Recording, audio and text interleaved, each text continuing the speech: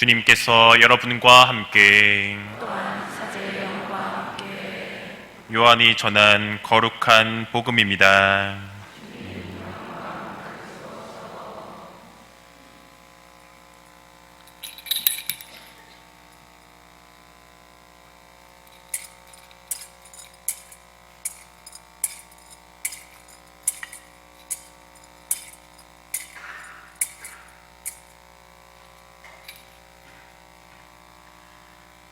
한 처음에 말씀이 계셨다. 말씀은 하느님과 함께 계셨는데 말씀은 하느님이셨다. 그분께서는 한 처음에 하느님과 함께 계셨다. 모든 것이 그분을 통하여 생겨났고 그분 없이 생겨난 것은 하나도 없다. 그분 안에 생명이 있었으니 그 생명은 사람들의 빛이었다. 그 빛이 어둠 속에서 비치고 있지만 어둠은 그를 깨닫지 못하였다. 모든 사람을 비추는 참빛이 세상에 왔다. 그분께서 세상에 계셨고 세상이 그분을 통하여 생겨났지만 세상은 그분을 알아보지 못하였다. 그분께서 당신 땅에 오셨지만 그분의 백성은 그분을 맞아들이지 않았다. 그분께서는 당신을 받아들이는 이들, 당신의 이름을 믿는 모든 이에게 하느님의 자녀가 되는 권한을 주셨다. 이들은 혈통이나 유교이나 남자의 욕망에서 난 것이 아니라 하느님에게서 난 사람들이다. 말씀이 사람이 되시어 우리 가운데 사셨다. 우리는 그분의 영광을 보았다. 은총과 진리가 충만하신 아버지의 외아드님으로서 지니신 영광을 보았다. 주님의 말씀입니다. 자리에 앉겠습니다.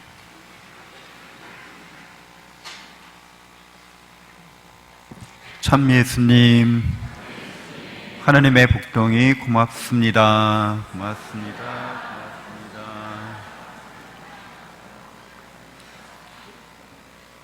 네, 오늘 기쁜 날이죠. 그래서 우리 성탄 축하 인사를 메리 크리스마스로 함께 합창하시겠습니다. 그래서 제가 목 상태가 별로 안 좋아서 저는 크게 이렇게 3번 외칠 텐데 마지막에 제일 크게 외치는 거예요. 근데 저는 음이 안 올라갈 수도 있는데 여러분들은 점강법으로, 점층법으로 이렇게 쭉쭉쭉 올라가셔야 돼요. 메리 크리스마스! 메리 크리스마스! 메리 크리스마스! 네, 성탄 함께 축하하는 박수 함께 치겠습니다. 네, 오늘 또 뜻깊게도 우리 성탄절 날 이제 세례식이 있게 됩니다. 그래서 우리가 방금 한 이 미사 중에 세례식이 있게 되는데 메리 크리스마스란 말의 뜻을 잘 알고 계시죠? 그리스도의 미사라는 뜻을 갖고 있어요. 그래서 여러분 지금 미사를 지내고 있는 거죠. 그러니까 미사 때마다 사실은 크리스마스입니다. 그렇죠? 미사 때마다 하느님께서 이 세상에 내려오시는 거죠. 우리와 함께 해주고 계시는 거죠. 미사는 여러분 보시면 두 큰 구조로 이루어져 있는데 말씀의 전례와 성찬의 전례로 이루어져 있죠. 말씀의 전례 때는 방금 우리가 1독서, 2독서, 복음, 구약에서 1독서와 2독서, 때로는 2독서는 신약성서에서 서간문들, 복음서 말고 다른 서간문을 읽어요. 그리고 이제 복음을 읽습니다. 이렇게 말씀의 전례는 성경으로 이루어져 있어요. 성경을 우리는 구약성서와 신약성서로 이렇게 나누게 되죠. 그러니까 약속되어 있는 책이라는 거예요. 뭐가 약속되어 있는 거예요? 뭐가 약속되어 있는 거죠? 하나님께서 우리를 사랑하신다는 언약이에요. 언약. 하나님께서 우리를 내가 너희를 사랑한다 하고 말씀해 주셨다는 거예요. 구약에서 이렇게 언약해 주셨는데 신약에서는 그 약속이, 사랑의 언약이 성취되었음을 뜻합니다. 그래서 새롭고 영원한 약속이라고 말하는 거예요. 그래서 예수님이 성찬의 전례 때 구약, 신약을 통해서 이렇게 언약된 하나님의 사랑의 약속이 예수님을 통해서 성찬의 전례를 통해서 그것이 성취되고 있음을 계속해서 미사 때 우리에게 알려주십니다. 우리에게 그 사랑의 약속의 성취를, 그 은혜를 우리에게 주십니다. 그래서 예수님이 십자가에 달리기 전날, 성목요일 날 우리에게 제자들과 함께 최후의 만찬을 하시죠. 그 최후의 만찬 하시면서 뭐라고 말씀하셨어요? 너희는 모두 이것을 받아 먹어라. 이는 너희를 위하여 내어줄 내 몸이다. 그러니까 우리는 사랑의 약속이 이제 성취되는 그 자리에 와 있는데 예수님이 사랑이 뭔지를 우리에게 다시 일깨워 주시는 거죠. 사랑은 자기를 내어주는 거잖아요. 그러니까 하나님께서 어떻게 하신다는 거예요? 너희는 모두 이걸 받아 먹어라. 이렇게 말씀하시는 거예요. 나는 너희에게 먹히는 빵으로서 나 자신을 너희에게 준다고 말씀하는 거죠. 여러분 오늘 식사하셨습니까? 밥 먹었어요? 네, 밥 먹고 살아야 되는 거잖아요. 근데 어떤 밥을 먹어야 든든하고 하루가 이렇게 심차게 시작할 수 있어요? 엄마가 해준 사랑의 밥. 왜 엄마만 밥해요? 아빠가 해준 사랑의 밥일 수도 있어요. 부모님이 해주신 사랑의 양식을 먹고 우린 힘을 얻습니다. 그래서 하느님께서는 예수 그리스도를 통해서 우리에게 생명의 빵을 주시는 거죠. 하느님의 사랑의 빵인 거예요. 그래서 미사 때 너희는 모두 이걸 받아 먹어라 하십니다.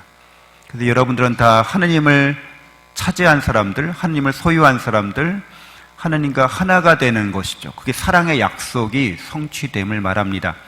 근데 자기를 내어주시겠다는 이분께서는, 예수님께서는 너희는 모두 이것을 받아 마셔라. 이는 새롭고 영원한 계약을 맺는 내 피의 잔이니 이렇게 말씀하십니다. 그러니까 새롭고 영원한 계약을 뭐로 맺으신다는 거예요? 당신의 피로써 맺는다는 거죠. 당신의 피로 맺는다는 건 당신의 생명을 우리를 위해서 어떻게 하시겠다는 거예요? 내어주시겠다는 겁니다. 희생하시겠다는 거죠. 헌신하시겠다는 거죠. 그래서 여러분들도 다 부모님의 내어줌, 부모님의 사랑의 헌신, 사랑의 희생으로 지금까지 이렇게 태어나서 자라오신 거잖아요. 그렇죠? 그러니까 하느님께서 뭐라고 말씀하시는 거예요? 나는 너희를 위해서 희생하겠다. 이렇게 말씀해 주시는 거죠.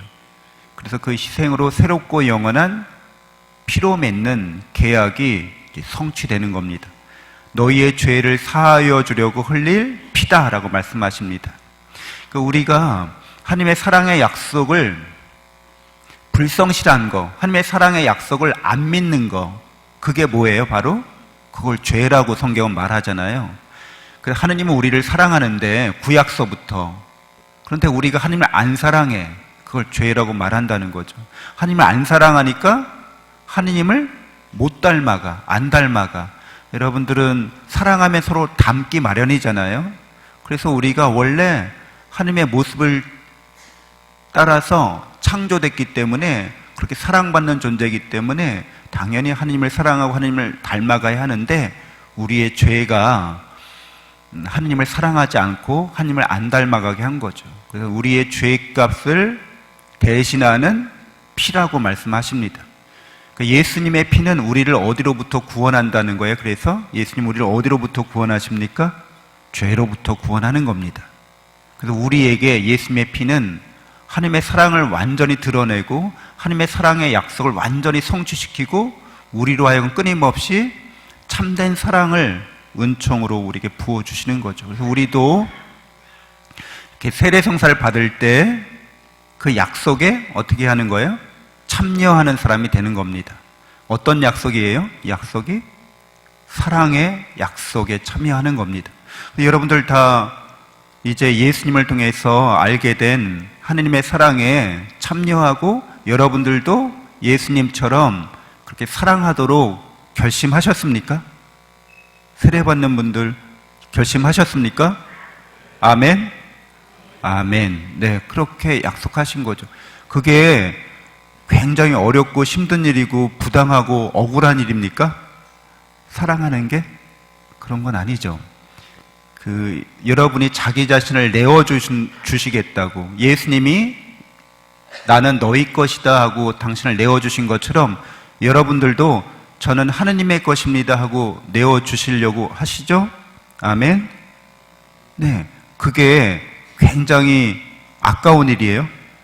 나의 삶을 사랑으로 하나님께 봉헌하는 게 아까운 일이 되지 않습니다. 왜? 여러분이 원래 그거 다 하느님께서 여러분에게 주신 거기 때문에, 사랑으로 우리에게 생명을 주신 거기 때문에, 내 인생을 살도록 하느님께서 우리를 축복하신 거기 때문에 당신이 주신 거를 저는 당신께 다시 봉헌합니다.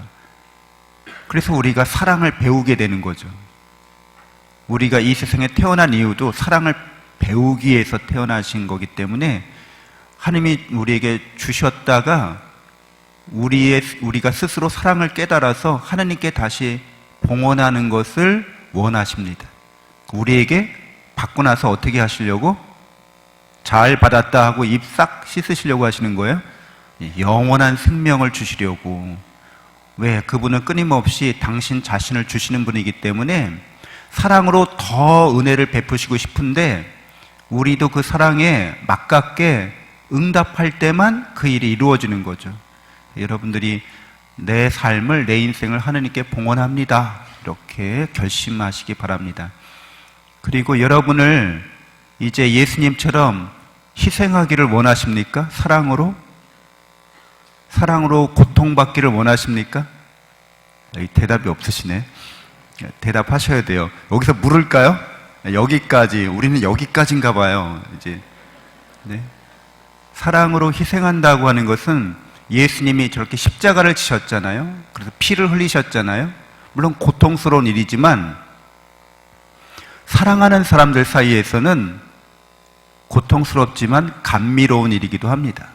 여러분들 사랑하는 사람이 아프고 뭐 병들었을 때 내가 가서 간호하고 돌보아주는 게 육체적으로 힘들고 어려운 일이지만 그 일을 하면 어때요? 마음속에서 흐뭇함이 있죠.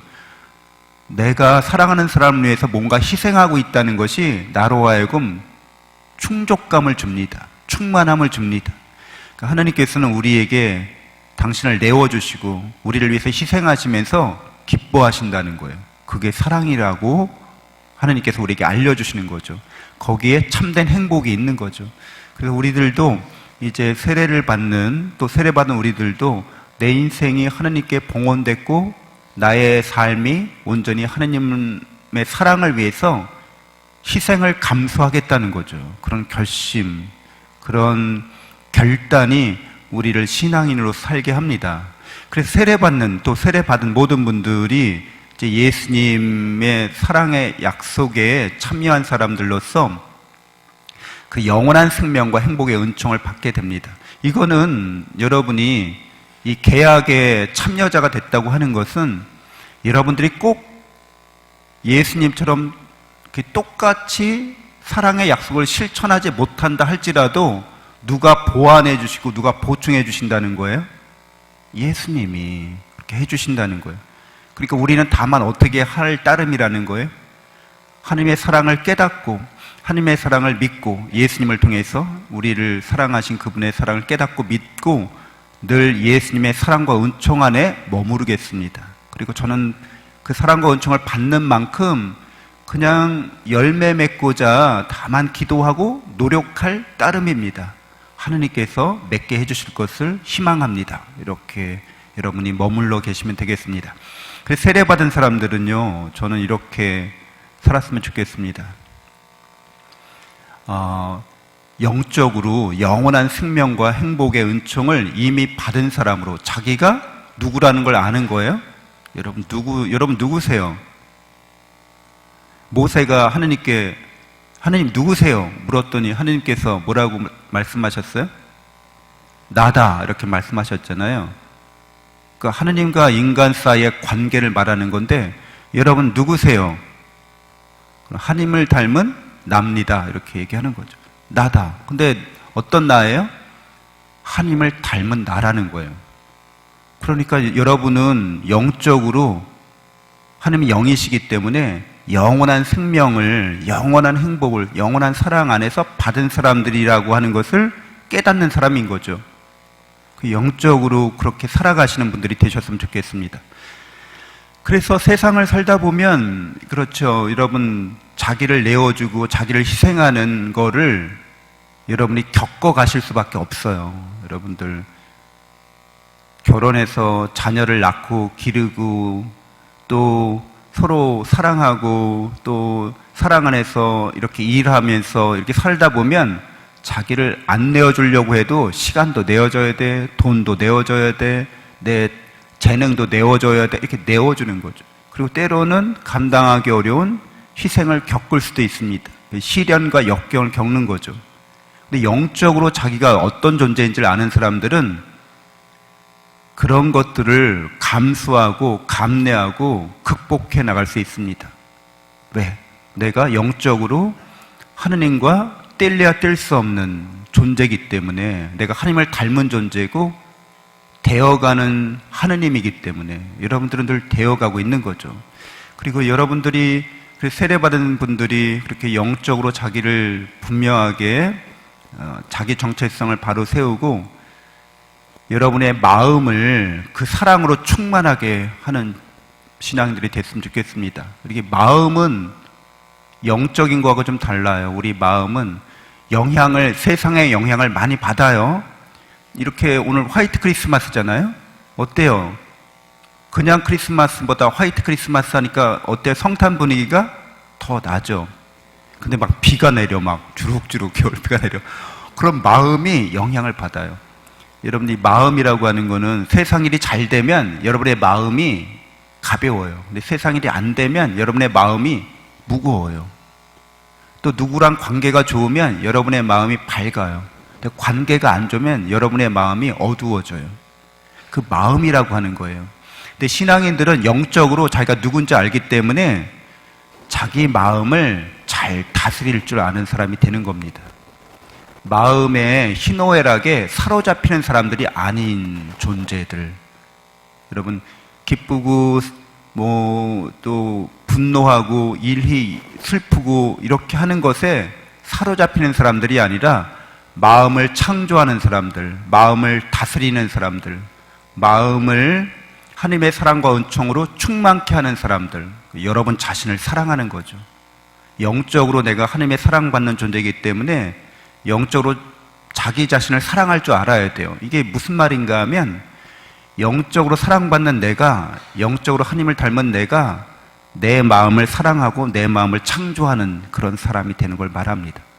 여러분이 여러분 자신을 사랑할 줄 알아야 합니다. 그래서 여러분이 다른 사람에게 그 사랑을 구하면 안 돼요. 다른 사람에게 내 마음을 좀 사랑해줘, 나를 사랑해줘, 이렇게 하면 여러분이 그렇게 하실 수 없는 것처럼 실망하게 됩니다. 여러분이 다른 사람의 마음을 완전하게 행복하게 해줄 수는 없거든요. 우리의 마음은 하나님의 사랑으로 충만되지 않으면 욕심이 됩니다. 욕망이 된다는 거죠. 하나님의 사랑으로 채워지지 않은 욕심, 그 욕망은 누구도 채우지 못합니다. 세상 어떤 걸로도 채워지지 않습니다. 여러분은 여러분의 자신의 마음을, 욕심을 뭐로 채우셔요? 영적으로 내가 받는 사랑과 은총, 영원한 생명, 그것으로 여러분의 마음을 계속 채워줘야 합니다. 여러분이 여러분의 마음을 사랑할 수 있을 따름이에요. 다른 사람이 여러분의 마음을 사랑하는 것은 한계가 있어요. 여러분 자신이 여러분의 마음을 사랑해 주셔야 합니다. 육적으로 여러분의 마음이 사랑받는 마음이라면 육적으로 하는 일들, 세상에서 하는 일들도 여러분들이 잘 해내실 수 있습니다. 공부하는 일, 내가 직장과 일터에서 하는 일들을 내가 영적으로 왜 이 일을 하는지 알기 때문에 내가 마음으로 사랑받고 충만하고 평화가 가득하기 때문에 그 일들을 하나님의 영광을 위해서 감당하는 분들이 되는 거죠. 그래서 내가 받은 직분, 내가 하고 있는 그 업무에 대해서 탁월성을 발휘하도록 노력하는 거죠. 내가 사랑받고 있는 존재고 그 사랑에 내 마음에 충만하기 때문에 난 사랑으로 내 일을 해낼 거야. 그래서 다른 사람들에게도 하나님의 사랑을 드러내고 말 거야. 하나님께 영광을 돌려드리기 위해서 내가 하고 있는 일에 나는 최선을 다하고 탁월한 결과를 맺을 거야. 이렇게 결심하는 사람들이 되는 거죠. 그래서 저는 모든 신자분들이 오늘 세례받는 분들뿐만 아니라 영적으로 탁월한 분들이 되길 바라요. 신앙 안에서 굳건한 사람들이 되길 바랍니다. 또 능력에 있어서도 탁월한 분들이 되시길 바랍니다. 근데 성당 안에서 봉사할 때, 성당 안에서 우리가 어떤 일을 할 때 탁월하다고 말하는 것은 전문성을 요하는 건 아니에요. 그렇죠? 그냥 여러분들이 인간으로서 사회에서 보통 하고 있는 일들을 그냥 하시면 되는 거예요. 근데 거기에 이제 여러분의 인품이 중요한 거죠. 그래서 여러분의 마음이라고 할 수 있어요. 인품은, 인격은 그 마음을 훌륭하게 수양하시는 거죠. 그 세 가지인 거죠. 신앙, 영적인 신앙, 그리고 마음에 따라서 인품, 인격, 그리고 능력, 이 세 가지를 계속해서 여러분들이 잘 하나님의 사랑과 은총 안에 머무시면서 그렇게 성장시켜 나가시기를 바랍니다. 그리고 우리가 그 하나님을 사랑하는 마음으로 언제나 어디서나 교회의 일을 잘 감당하는 우리 모두가 됐으면 좋겠습니다. 서로 사랑하는 일이고 그 사랑이 드러나게 하는 일이니까 우리가 서로의 영적으로 신앙을 일깨워주고 신앙적인 친교를 이뤄가고 또 서로의 교양과 인품을 잘 갈고 닦아서 서로 말하고 대화할 때 상처 주지 않고 그 사람이 마음이 편안하도록 우리가 해주는 거죠. 그리고 우리가 하고 있는 일들을 평범하고 아주 일반적인 일들을 잘 수행해 나가는 겁니다. 그러면 이 교회를 통해서 많은 사람들이 나도 신앙생활 하면서 저렇게 영적으로나 또는 인격적으로나 능력면에서 사랑이 꽃피고 열매 맺는 그런 삶을 살고 싶다. 이렇게 하나님께서 영광 받으실 수 있겠습니다. 여러분의 가정 안에서도 하나님의 사랑과 은총이 그렇게 열매를 맺는 데 있어서 여러분들이 증거자가 되셨으면 좋겠습니다. 다시 한번 세례 받으시는 분들, 예비자분들을 다시 한번 축하드리면서 이제 기도를 통해서 세례식 준비하겠습니다.